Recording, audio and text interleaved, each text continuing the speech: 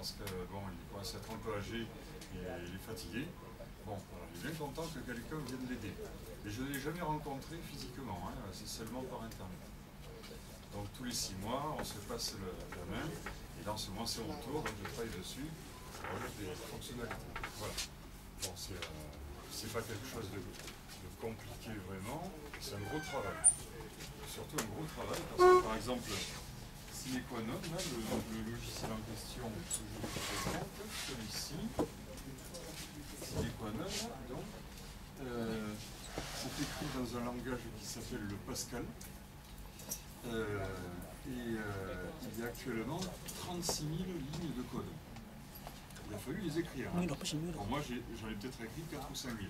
Donc je suis un contributeur, un petit contributeur. Voilà. Bon, alors ce logiciel, il est intéressant parce qu'il est simple. On n'a pas besoin d'un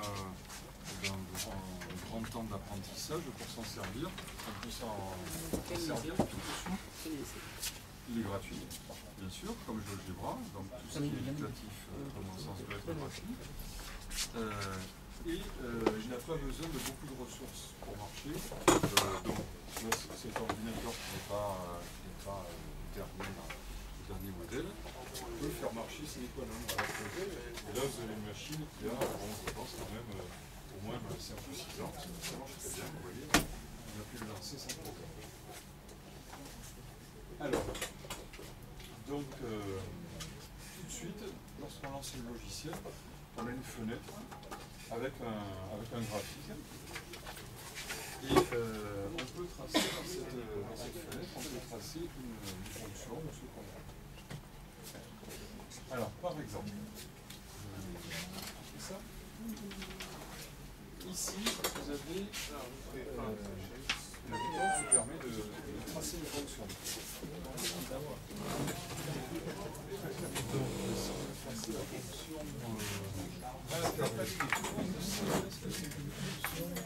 vous avez fait le plus de une fonction, vous avez votre calculatrice, vous avez les touches, le pavé numérique, vous avez 0, 2, 3, 4, 5, 6, 7, 8, 9, vous avez les touches d'opération, et vous avez d'autres touches, sinus, cosinus, racine carrée, ça ce sont des fonctions. C'est-à-dire, quand vous tapez un nombre, vous actionnez la touche, et ce nombre, un calcul est fait dessus, et le résultat est affiché. Par exemple, racine carrée, 64, qui va donner 8. Donc c'est la fonction racine carrée. D'accord ? La fonction carrée, qui est l'inverse. Par exemple, 3, si vous faites opérer la fonction carrée, qui est sur la calculatrice, vous allez obtenir un résultat qui est 9. C'est l'image de 3. Ça va, tout le monde peut prendre tout ça. Donc ce qu'on peut faire, c'est au lieu de faire beaucoup de calculs avec la calculatrice, on peut faire un échantillonnage avec tous les nombres d'un intervalle, calculer leurs images et les placer dans un graphique. Alors c'est ça qui permet d'obtenir une courbe. Regardez, ici vous avez une liste de fonctions. Vous pouvez afficher jusqu'à 10 fonctions. Bon, c'est rare d'avoir besoin de 10 fonctions. Mais déjà, on peut en tracer 2. Vous allez voir pourquoi ça peut être utile de tracer 2 fonctions. Alors la fonction 1, f1, je vais dire que c'est x carré. Il suffit d'écrire x. Puissance, c'est l'accent circonflexe. Donc x puissance 2. Voilà. Et bien là, le logiciel va comprendre que c'est x carré. Il suffit que le fasse OK. Et voilà, je vous donne quoi. Parabole. Bon. Donc là, qu'est-ce que je lis? Je lis pas mal de choses.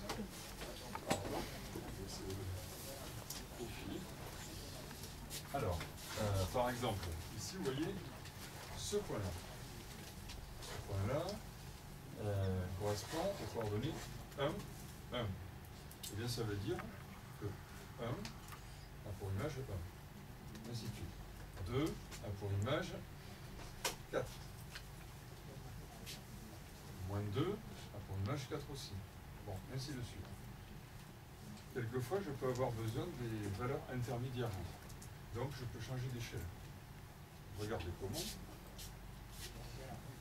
Tout peut se faire avec la souris. Alors, avec la souris,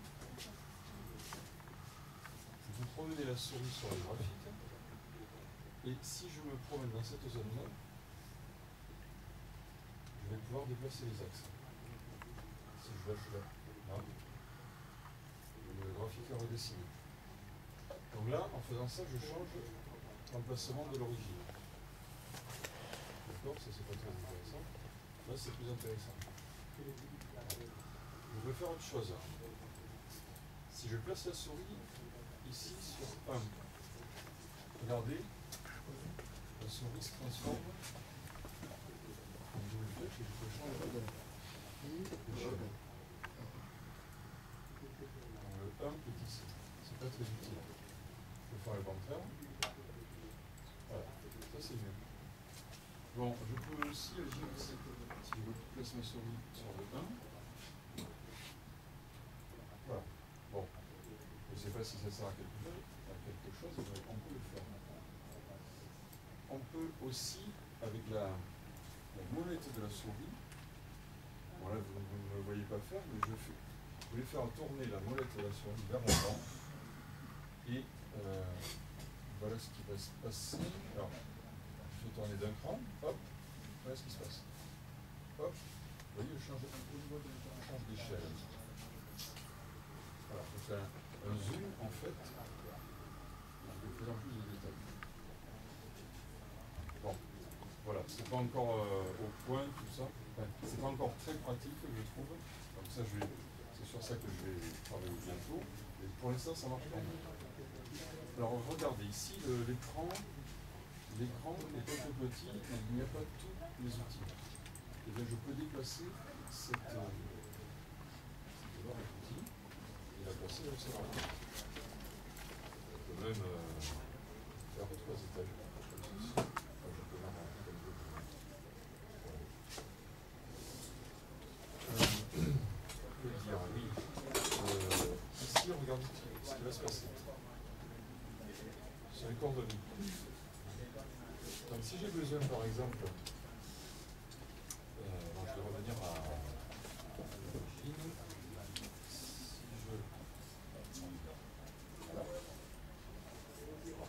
si je veux savoir l'abscisse d'un point dans l'ordonnée sur les 8.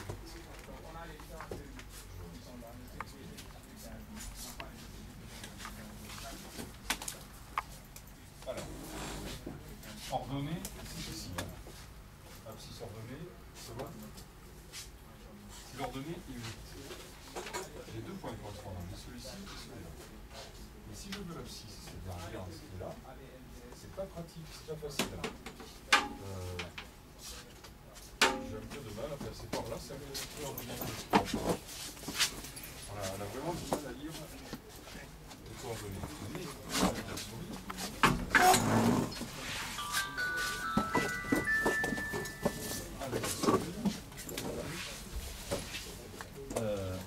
Si je promène ma souris, que je la place là où ça m'intéresse, je vais les coordonnées.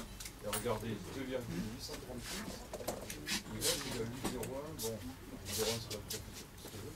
Bon, là j'ai un résultat quand même assez précis. Je peux aussi, si je veux un beau graphique avec papier numérique, je peux changer le type de grille. Je vais choisir par exemple le papier millimétrique. Bon, je vais mettre un papier millimétrique orange comme dans le commerce. Et je vais avoir un beau papier millimétrique. Voilà. Bon, c'est plus joli à l'impression. Hein. Lorsqu'on imprime, c'est beaucoup plus cool. Je vais revenir au papier ordinaire.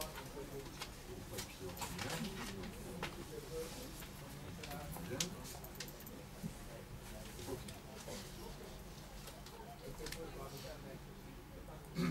Ce papier pointillé, comme ça c'est caractéristique du logiciel, hein. Il n'y a pas d'autre logiciel.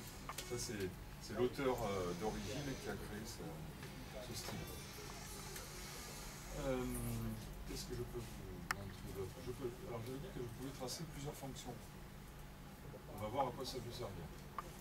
Alors j'ai une première fonction, c'est x carré. J'ai envie d'en rajouter une autre. Voyons. Alors 5 fois x moins x carré. Plus 3. Voilà ce que ça donne. Ah, c'est intéressant. J'ai deux courbes qui se coupent. Et ce qui peut être intéressant, c'est de connaître les points d'intersection. Alors, il semblerait, regardez ce qui s'affiche en haut là, par là. Il semblerait que l'une des deux intersections, ça soit 3, enfin x égale 3. Mais c'est pas sûr. Alors on va voir. Bon, par calcul, on peut le faire. Je pense que les élèves de première sauront résoudre l'équation du second degré. Alors je vous rappelle, les deux fonctions sont celles-ci. Donc qu'est-ce qu'on ferait si on voulait trouver une valeur de x? On dirait x carré égale 5 fois x moins x carré plus 3. Après on résout l'équation. Vous connaissez le discriminant, le carré moins 4ac, etc. Donc on trouverait un résultat. Alors ce qui est intéressant, c'est que là, on visualise l'équation. Au lieu d'un calcul abstrait, on a un dessin. Et en fait, ce qui m'intéresse lorsque je résous l'équation, c'est de trouver les points d'intersection. Il semblerait que l'un des deux soit x égale 3, y égale 9. Est-ce que c'est vrai ça? On pourrait vérifier. On peut vérifier comment? Si x égale 3, ici ça fera 9. Et ici, 5 fois 3, 15. Je remplace x par 3. 5 fois 3, 15. Moins 15 moins 9, 6. 6 plus 3, 9. Ah ben c'est ça. 9 et 9. Donc, rien que graphiquement, j'ai pu deviner une des solutions de l'équation. Donc l'équation était un peu compliquée, l'équation du second degré. Et l'autre, bon l'autre n'est peut-être pas si compliqué. Là, voyons, est-ce que ça ne serait pas moins 1,5, parce que là vous avez moins 1. Là, ça serait moins 1,5.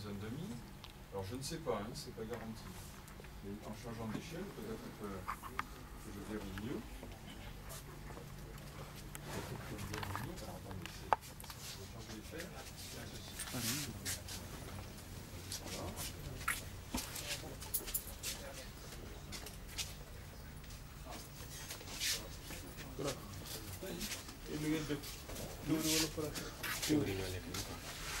Théorie SVT et mathématiques. Pour xaar le prof bi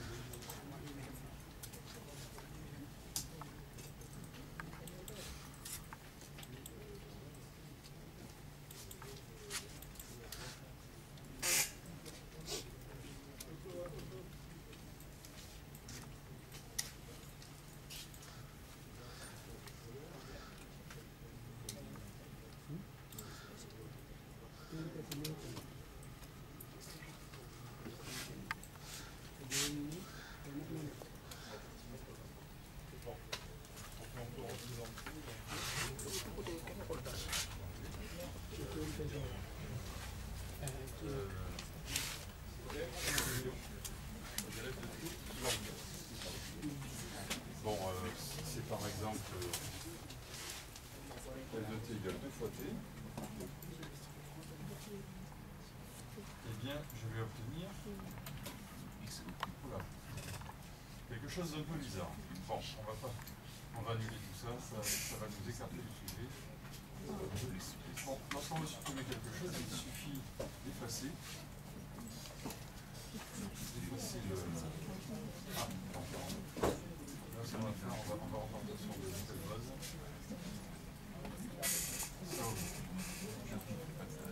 Qu'est-ce que je veux? Tableau de variation. Tableau de variation. Lorsqu'on a besoin d'un tableau de variation, ça c'est plutôt pour les enseignants. Hein. Vous-même, vous n'aurez pas besoin d'un tableau de variation. Donc, vous avez plusieurs exemples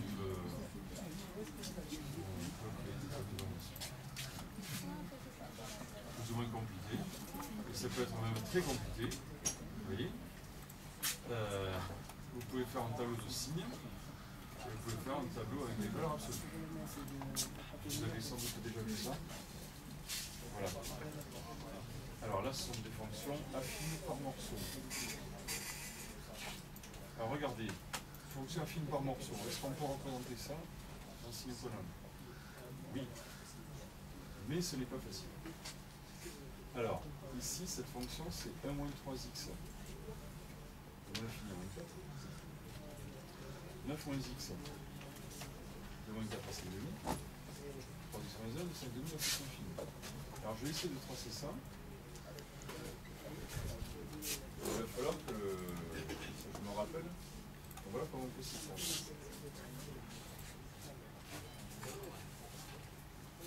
Ah oui, donc ça ne va pas être facile. Alors, je vais vous montrer. Alors, j'ai dit 1 moins 3x. Je vais dire 1 moins 3x.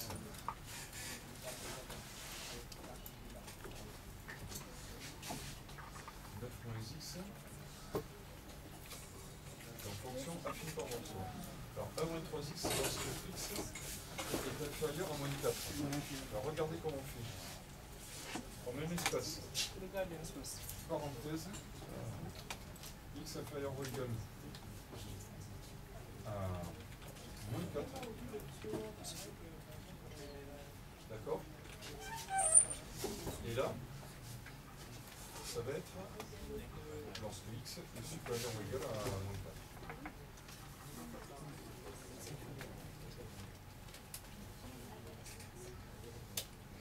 Voilà. Alors, on va voir ce que ça donne. Et voilà, ça donne ça. Par contre, ce que je ne vois pas, c'est pourquoi on s'arrête là. On va remettre un zéro. Bon. Je pense que là, on va relancer de la lycée.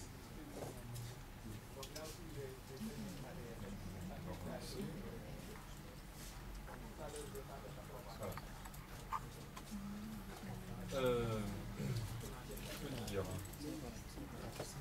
Bon, écoutez, voilà ce que je vous propose. Vous allez représenter graphiquement deux fonctions et vous allez chercher à résoudre. Des équations que je vais vous donner. Je vous propose ça. Alors, est-ce qu'il y a une feutre? Donc tout le monde a signe économe sur son poste. Oui.